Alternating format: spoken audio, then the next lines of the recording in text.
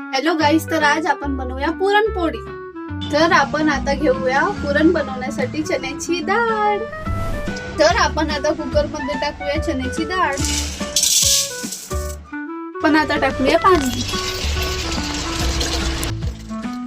तर मध्ये डाळ होतपर्यंत आपण मैदा भिजवूया.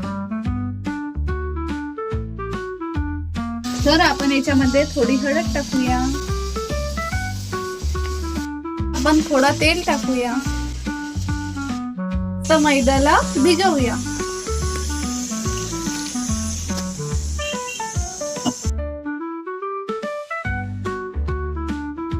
तर आता चांगल्या प्रकारे मिळून झालेला आहे. तर आपण याला 10-15 मिनिटे झाकून ठेवू.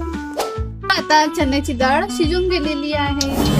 तर आता ही डाळ किसून झालेली आहे. आता आपण पुरण बनवू.